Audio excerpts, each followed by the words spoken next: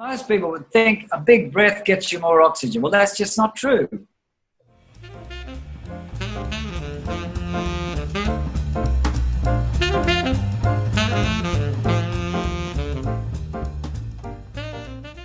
What Buteyko highlighted from the physiology behind breathing was that over-breathing, big breaths, result in a depletion of the body's carbon dioxide levels, which then results in a reduction of delivery of oxygen from the blood into the cells.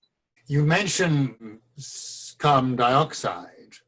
I get the feeling that worries people. They think it's a terrible thing, carbon dioxide. We've been quite misled about the role of carbon dioxide. Had you asked me 25 years ago what was the importance of carbon dioxide, I'd have probably just said, well, it's a waste gas. We need oxygen, and then we have to breathe the carbon dioxide out. In fact, the reality, if you study physiology and biochemistry and neurology, you will discover that carbon dioxide is an absolutely critical chemical in the body of humans, animals. In fact, it's critical for anything that's in life. Things that are alive on the planet depend on a balance between oxygen and carbon dioxide. It's definitely not a waste gas. It's an end product gas, one could say. But before we breathe it out, we extensively use it. It's a critically important chemical, absolutely as important as oxygen, because it is the chemical that facilitates our uptake of oxygen from the blood. What does that mean exactly? Well, if you study something called the Bohr law, B-O-H-R, it's one of the laws of physiology, that unless there's enough carbon dioxide present at a cellular level, unfortunately, the hemoglobin, which is carrying your oxygen from the lung and delivering it throughout the body to the cells, the hemoglobin will cling to the oxygen molecule until there's sufficient carbon dioxide, which becomes a catalyst for the release of that oxygen. The hemoglobin becomes sticky for the oxygen until there's enough carbon dioxide, and then it releases the oxygen. Until there's enough carbon dioxide, you won't get enough oxygen. And if you just got somebody to acutely hyperventilate, massively overbreathe through their mouth, big breaths, noisy breaths, after some time, most people would feel very unpleasant. And the most common thing they would feel would be dizziness, lightheadedness.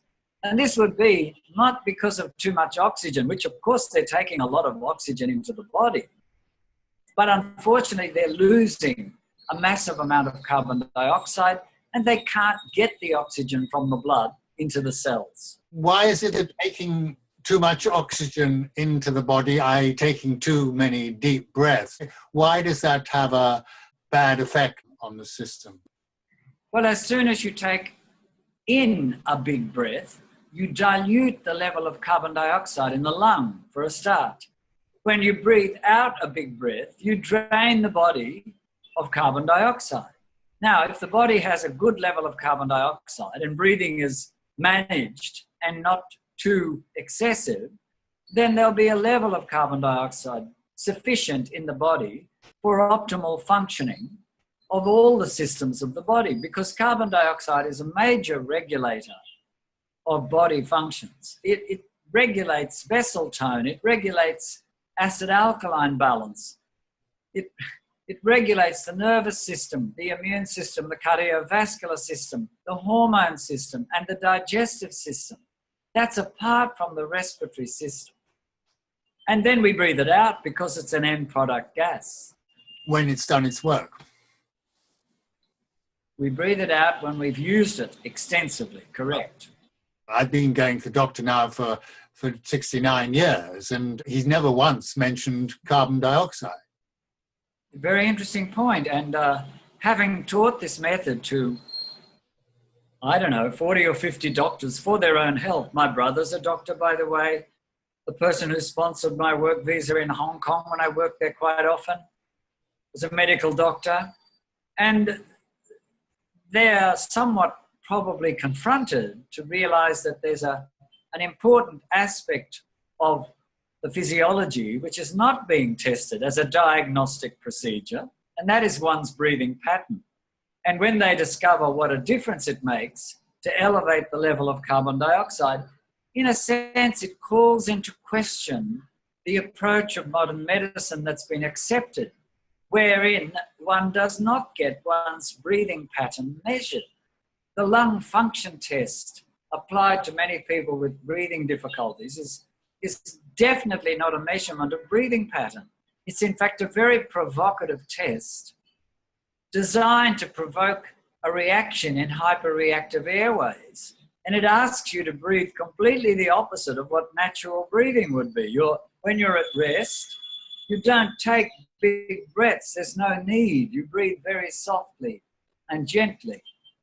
In the lung function test that many people would have heard of and many would have tried, you're asked to take a big breath and massively exhale as quickly and as much as you can in one breath. Well, that's simply completely inconsistent with what normal breathing is. It's the opposite end of the scale, and you massively lose carbon dioxide. And then if you've got hyperreactive vessels, which an asthmatic may have, they'll tighten up and you can't breathe out very much. So it's not that the test doesn't measure anything, but it's a crude and very provocative test that's not even particularly accurate, because there are asthmatics who've developed ways of blowing a good peak flow, or FEV1, in other words, on that test. And there are people with no asthma at all who blow a very bad one. So it's not even accurate, but it does tell the doctor something, but it's definitely not testing your breathing pattern, and it's not measuring the level of carbon dioxide in your body, which, by the way, is not so easy to measure because it exists in 5 different forms all over the body in different areas at different levels. So measuring it, not that simple, actually. When I've visited the doctor, he might conceivably have asked me, was I short of breath? But I don't think he'd ever asked me, am I breathing too much? The doctor may ask that question if you went into the doctor's office acutely hyperventilating. Acutely? Making a noise and acutely hyperventilating. But the doctor is not trained to recognize the kind of hyperventilation which Dr. Buteyko identified as being present in everybody that has chronic illness is hyperventilating in a chronic way 24/7 and sometimes much worse. When he did most of his research was a long time ago. What's changed in that period, in that 50 or so years, is our lifestyle. And from my observation, I've only been teaching Buteyko for 23 years, but the change is extraordinary in what I see. What I see is people's breathing is massively deteriorating due to our lifestyle. Part of it is posture, part of it is food, part of it is exercise, part of it is digital technology. There are many things, and part of it is almost a propaganda that it's somehow good for us to breathe deeply. When one reads the physiology of breathing, there's simply not a shred of evidence that suggests that breathing any more deeply than the metabolic requirements of the body for the particular activity we're doing could be of any advantage. In fact, it's definitely a disadvantage, because if you breathe more than the metabolic requirements for the activity you're doing, you will expel carbon dioxide faster than you make it, and your body's level of carbon dioxide will drop. This causes compromise throughout the body.